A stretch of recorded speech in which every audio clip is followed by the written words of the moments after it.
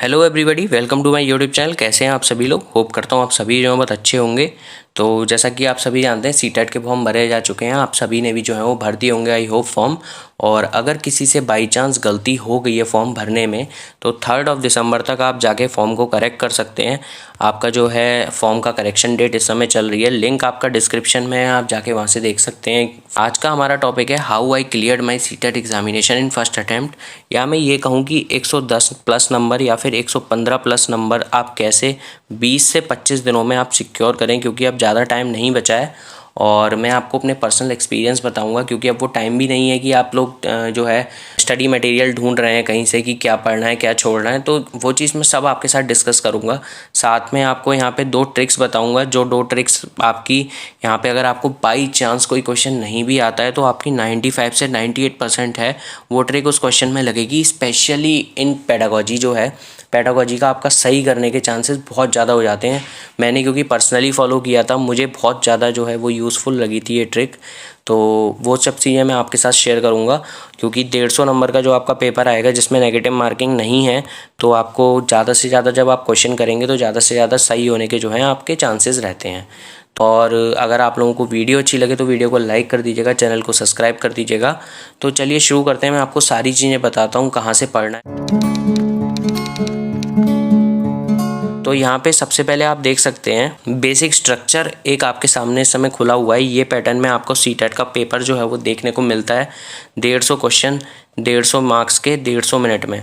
बहुत लोग कहते हैं कि यहाँ पे मैथ्स इंपॉर्टेंट रहने वाला है या फिर यहाँ पे सीडीपी इंपॉर्टेंट रहने वाला है, पर ऐसा कुछ है नहीं। क्योंकि आप देख सकते हैं सब कुछ जब इक्वल मार्क्स का है तो ऐसा कुछ है नहीं कि पर्टिकुलर सब्जेक्ट जो है वो इंपॉर्टेंट होने वाला है। हाँ, पर्टिकुलर टॉपिक्स इंपॉर्टेंट रहने वाले हैं, वो मैं आप लोगों के साथ शेयर कर दूँगा कि क्या क्या टॉपिक मुझे जो है इंपॉर्टेंट लगे थे। क्योंकि मैंने प्रीवियस ईयर जब निकाले थे तो मुझे पता लग रहा था कि किससे क्वेश्चंस जो हैं वो रिपीट हो रहे हैं, तो वो चीज़ हो सकती है। और कैसे आप दिन के मैंने 3 से 4 घंटे में पढ़ता था और मेरे लिए काफ़ी रहे थे वो अच्छे मार्क्स स्कोर करने के लिए। तो सेलेक्टिव पढ़ना है, स्मार्ट वर्क करना है। अब मैं आपको बताता हूँ यहाँ पे कि सीडीपी में मैंने क्या किया था। सीडीपी में मैंने सबसे पहले क्या किया था, यहाँ पे आप देख सकते हैं कि ये आपकी स्क्रीन पे यहाँ पे इस समय दिख रहा होगा कि आपको वो ब्रोशर मिल जाएगा सीटेट की वेबसाइट से ही। मैं लिंक डिस्क्रिप्शन में डाल दूंगा इसका भी। तो यहाँ पे आपको टॉपिक दिख रहे होंगे, ये अराउंड 15 से 20 टॉपिक हैं, 15 टॉपिक या 20 टॉपिक। तो इन टॉपिक्स को मैंने यूट्यूब पे गया था और 20 से 25 मिनट की मैं हर टॉपिक की एक वीडियो लेता था और लेक्चर लेता था। कोई ट्यूटर रिकमेंड नहीं करूँगा, आप देखिए आपको किसका समझ में आ रहा है। किसी को हिंदी में समझ में आता है, किसी को इंग्लिश में समझ में आता है। तो मैंने उस टाइम पे जो वीडियो लेक्चर लिए थे तो 20 से 25 मिनट का एक वीडियो लेक्चर जो है मुझे सफिशिएंट लगा था पर टॉपिक का। क्योंकि ज़्यादा लंबी वीडियो में 1-1.5 घंटे की वीडियो में इतना बिलीव नहीं करता हूँ। और उसके साथ साथ मेरे को जो प्लस पॉइंट लगा था कि मैंने नोट्स बना लिए थे उन वीडियोज़ से। तो नोट से मेरे को ये फ़ायदा मिला था कि जब मैं पेपर देने जा रहा था, पेपर से 1 या 2 दिन पहले मुझे पूरी वीडियोस 25, अगर मान के चलिए आप 25 वीडियो हैं तो 25 वीडियो देखने की ज़रूरत नहीं पड़ी थी। मैंने हाफ एन आवर या 1 आवर में मैंने पूरे नोट्स अपने पढ़ लिए थे। मेरे हाथ से बने हुए थे तो मैंने जल्दी पढ़ लिए थे। तो आप नोट्स बनाएंगे अगर 20 से 25 मिनट की तो आपको यहाँ पे 40 मिनट्स अराउंड लगेंगे। और उसके बाद क्या किए थे मैंने उन वीडियोस से रिलेटेड इंपॉर्टेंट क्वेश्चंस जो हैं वो किसी भी वेबसाइट से, आपको बहुत वेबसाइट से मिल जाएंगे। आपको इंटरनेट पे आप अगर स्क्रॉल करेंगे, सर्च करेंगे, मैं उसका लिंक डिस्क्रिप्शन में दे दूंगा 1-2 वेबसाइट्स का, जहाँ पे आपको टॉपिक वाइज जो है सीडीपी के क्वेश्चंस मिल जाएंगे सीटेट से रिलेटेड। तो आप वहाँ से जाके सॉल्व कर सकते हैं। तो मेरे को अराउंड 50 मिनट्स लगते थे पूरे ओवरऑल एक टॉपिक के लिए। तो मान के चलिए आप 20 दिन में मेरे सारे टॉपिक सीडीपी के जो हैं वो कवर हो गए थे। उसके बाद आपको इम्पॉर्टेंट क्वेश्चंस जो हैं आपको सीटेट की वेबसाइट पे भी मिल जाएंगे। इम्पॉर्टेंट क्वेश्चन नहीं, प्रीवियस ईयर मिल जाएंगे वहाँ पे आपको। हर साल के पीछे के प्रीवियस ईयर मिल जाएंगे। मैं सीटेट की वेबसाइट का लिंक डाल दूँगा, आप देख सकते हैं। तो वहाँ पे उन क्वेश्चंस को भी आप सॉल्व कर सकते हैं। अल्टीमेटली क्वेश्चन मुझे ज़्यादा इंपॉर्टेंट लगते हैं, क्योंकि क्वेश्चंस ही आपको कहीं ना कहीं एग्ज़ाम में देखने को मिलते हैं। तो क्वेश्चन करना मुझे बहुत इंपॉर्टेंट लगा था। तो ये रहा था मेरा सीडीपी का फॉर्मेट, जो मैं 50 मिनट्स डेली पढ़ता था और 25 दिन तक मैंने किए थे। मेरे सारे टॉपिक जो है वो कवर हो गए थे। इसमें कुछ टॉपिक जो है वो इंपॉर्टेंट भी होते हैं, जैसे पियाजे, कोलबर्ग, वाइगॉस्की। मोस्टली इससे ज़्यादातर क्वेश्चन जो हैं वो पूछे ही जाते हैं। और मैं इंपॉर्टेंट टॉपिक्स जो हैं आपके साथ शेयर कर दूंगा अगली वीडियो में कि कौन कौन से टॉपिक्स जो हैं वो इंपॉर्टेंट हैं। उसके बाद मैं आपको बताऊँ, मैंने इंग्लिश और हिंदी लैंग्वेज ली थी। यहाँ पर मैंने फ़र्स्ट लैंग्वेज ली थी हिंदी और सेकेंड लैंग्वेज जो है मैंने वो ली थी इंग्लिश। तो इंग्लिश और हिंदी मैंने ली थी क्योंकि इसमें आपको सीडीपी के अलावा क्या करना होता है, सीडीपी के अलावा इसमें आपके जो है 15-15 नंबर में आपके दोनों चीज़ें डिवाइड हो जाती हैं। 15 नंबर का आपका जो है सब्जेक्ट मैटर आता है और यहाँ पे 15 नंबर की आपकी पेडागोजी आप लोगों को देखने को मिलती है। तो यहाँ पे आपको एक प्लस पॉइंट मिलता है कि जब आप लैंग्वेज चूज़ करते हैं तो यहाँ पे आपको ग्रामर जो है वो नहीं पूछी जाती है, आपको यहाँ पे देखने को मिलते हैं पैसेज। तो पैसेज में मैं क्या करता था, यहाँ पे आपको जो पैसेज देखने को मिलेंगे तो आपको यहाँ पे पैराग्राफ देखने को मिलेंगे और साथ में आपको यहाँ पे पोएम देखने को मिलेगी। तो यहाँ पे मैं क्या करता था, देखिए कोई भी पैसेज जो है आपको रिपीट पैसेज तो कभी भी नहीं मिलता है, जो आपको हमेशा वहाँ पे कुछ ना कुछ नया देखने को मिलेगा जब पैसेज आप करेंगे पेपर में। तो पैसेज की प्रैक्टिस होनी ज़रूरी है। तो मैं यहाँ पे प्रीवियस ईयर के जितने भी पैसेज थे मैं डेली के 2-2 पैसेज लगाता था।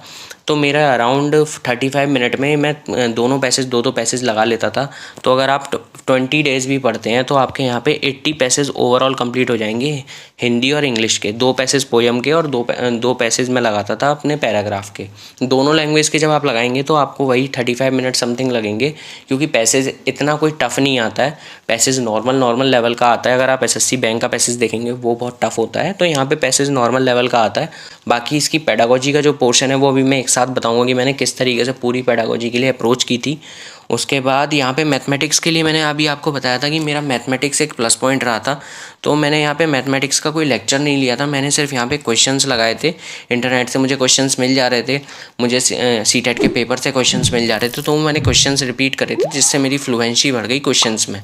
अगर आपको क्वेश्चंस पढ़ने हैं कि आपको मैटर पढ़ना है, कहाँ से पढ़ सकते हैं आप, तो आप 5th से लेके 8th तक की अगर आप एनसीईआरटी पढ़ लेते हैं तो आपको एक बहुत अच्छा मैटर मिल जाएगा वहाँ पे, क्योंकि यही सब कुछ ज़्यादातर आता है।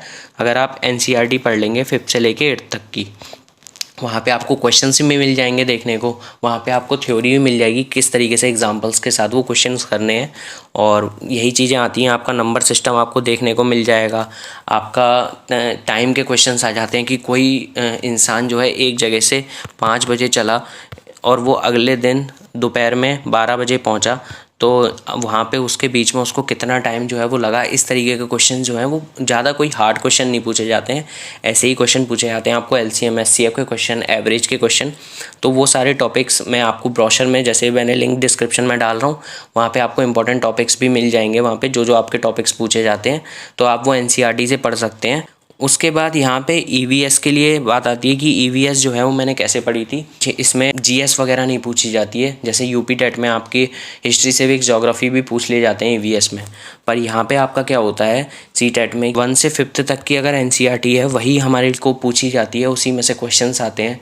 चाहे आप ट्राइब्स के ले लीजिए कि कौन सी ट्राइब्स कहाँ रहती है, या फिर आप स्नैक्स ले लीजिए कि इंडिया में पॉइजनस स्नैक्स कौन से होते हैं, वो सब कुछ आपको मैटर जो है उसी में मिल जाएगा। तो आप एनसीईआरटी इंटरनेट से डाउनलोड कर सकते हैं ईवीएस की, साथ में आप मैथमेटिक्स भी वो है जो वो इंटरनेट से डाउनलोड कर सकते हैं। एनसीईआरटी आपको इंटरनेट में मिल जाएगी। बहुत सारे ऐप भी ऐसे होते हैं जो एनसीईआरटी डिजिटल फॉर्म में आप लोगों को देते हैं, तो वहाँ से आप लोग वो भी कर सकते हैं, वो भी देख सकते हैं। तो 1 से लेके 5th तक के लिए आपको अगर आप एनसीईआरटी पढ़ लेते हैं तो आपकी यहाँ पे एक बहुत अच्छी प्रिपरेशन हो जाएगी। अब बात आती है कि पेडागोजी, और उसके बाद मैं आप लोगों को बताता हूँ कि वो ट्रिक्स जो हैं, वो 2 ट्रिक्स जो पेडागोजी में, इसीलिए मैंने पेडागोजी बाद में रखी थी क्योंकि साथ में मैं आप लोगों को ट्रिक्स भी बता दूंगा।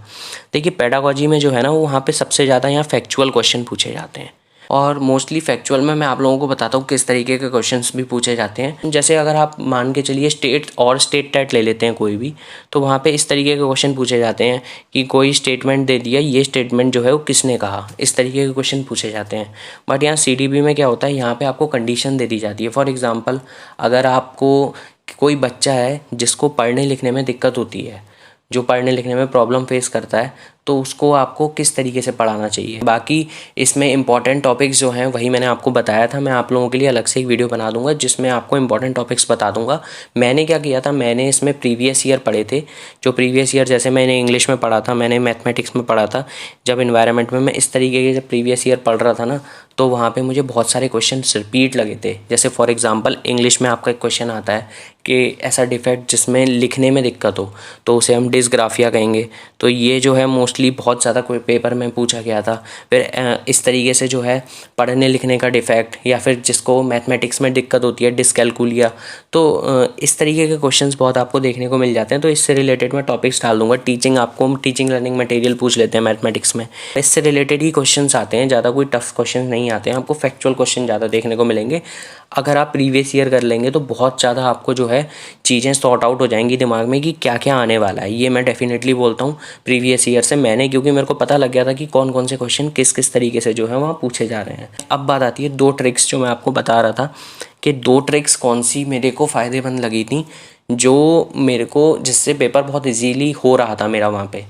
तो सबसे पहली ट्रिक ये हो गई आपकी कि अगर आपको कोई क्वेश्चन नहीं भी आता है, स्पेशली इन पेडागोजी, तो आप सोचिए स्टूडेंट के वे से। स्टूडेंट के अगर आप तरीके से समझेंगे तो आपका क्वेश्चन जो है बहुत जल्दी सरल हो जाएगा। और आपको अगर नहीं भी आता होगा ना, आप समझ जाएंगे। फॉर एग्जांपल अगर कोई क्वेश्चन आ गया आपका जो आपको क्वेश्चन समझ में नहीं आ रहा है, वहाँ आप 4 ऑप्शन देखिए। 4 ऑप्शन में चारों ऑप्शन फॉर एग्जांपल ऐसा कोई क्वेश्चन है जिसमें वही मैंने अभी आपको बताया था ना कि अगर बच्चा पढ़ नहीं पा रहा है तो उसको आप किस तरीके से डील करेंगे। या आप ये क्वेश्चन ले सकते हैं कि क्लास में बच्चा ऐसा है जिसकी बाकी बच्चे मजाक बनाते हैं, तो आपको क्या करना चाहिए। अब आपको यहाँ पे कुछ समझ में नहीं आ रहा है फॉर एग्जांपल कि किस तरीके से आपको क्वेश्चन सॉल्व करना है, तो वहाँ पे आपको 4 ऑप्शन दिए जाएंगे। तो आप 4 ऑप्शन में देखिए कि स्टूडेंट के हित में कौन सा वो है, कि आप बाकी बच्चों को मार देंगे, डांटेंगे, ठीक है, या फिर ये सेकंड ऑप्शन फॉर एग्जांपल कि आप उस बच्चे की काउंसलिंग करेंगे, उसे प्यार से समझाएंगे, बाकी बच्चों को साथ में रहना प्यार से समझाएंगे ताकि सब लोग जो है समावेशी कक्षा में जो है एक साथ पढ़ सकें, आप इस तरीके से समझाएंगे। या फिर उस बच्चे को उसके पेरेंट्स बुला के आप मना कर देंगे, आप मत आइए। तो यहाँ पे आप ये देखिए कि बच्चे के हित में क्या जा रहा है। अगर कोई स्टेटमेंट बच्चे के हित में जा रहा है तो डेफिनेटली वो क्वेश्चन जो है आंसर सही होने के काफ़ी ज़्यादा चांसेस हैं। अगर आपको क्वेश्चन समझ में नहीं आया है, कोई क्वेश्चन की लैंग्वेज अगर आपको हार्ड लगी है तो भी। दूसरी जो ट्रिक मेरे सारे MCQ में वो ट्रिक्स जो है बहुत काम आती है, जिसमें हम कहते हैं ऑड वन आउट। यानी कि जब आपको 4 ऑप्शन दिए होते हैं, 1 2 3 4, जब आपको 4 ऑप्शन दिए होते हैं यहाँ पे, तो आप ये देखिए आपको फॉर एग्जांपल एक आंसर सही निकालना है ना। अब इन चारों में अगर 1 2 3 4, अगर चारों में एक आंसर सही निकालना है, इसका मतलब 3 गलत हैं। जब आप एक आंसर अगर आपको सही निकालना है तो आपके 3 आंसर में आपको मिनिमम आपको ऐसा तो कुछ होगा कि जिसमें आपको 2 आंसर तो लगते होंगे कि हाँ ये डेफिनेटली सही तो नहीं होंगे। अब आपको पता नहीं है सही कौन सा आंसर है, लेकिन आपको ये तो डेफिनेटली पता होगा कि ये आंसर तो जो है वो नहीं होने वाले हैं। क्योंकि मोस्टली अगर हम गलत से सही पे पहुंचते हैं ना, कई बारी क्वेश्चन जो हैं वो हो जाते हैं।